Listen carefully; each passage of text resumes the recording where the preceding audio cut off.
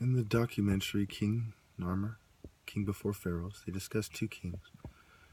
King Scorpion and the Scorpion King, if you will.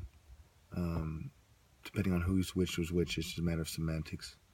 One of them was around Abydos, and he represents Osiris. The other one unified the land with his help or with his religious, cultural, and martial arts tradition.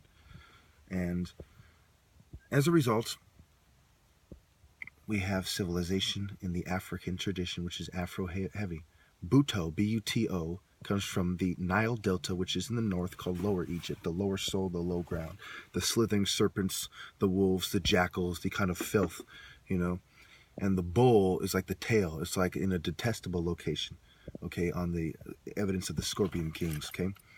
And of course, you have the burial chamber with the ivory scepter, which was it predates, we like to talk about the crook and the flail, the crook, just like the mastaba was the prerequisite to the pyramid, and you see that with Zoser when he stacks them one on another, which makes the step pyramid, okay?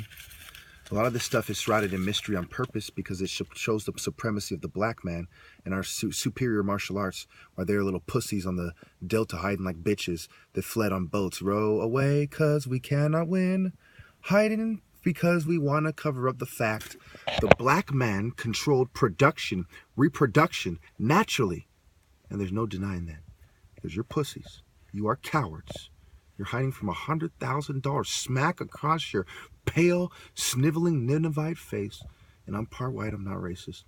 But some white people are sniveling, racist, pale cowards that hide like bitches while I'm out here in the sun, baby, looking sexy. There's a white girl right there. Oh, hold on. I gotta holler at this girl. Hold up.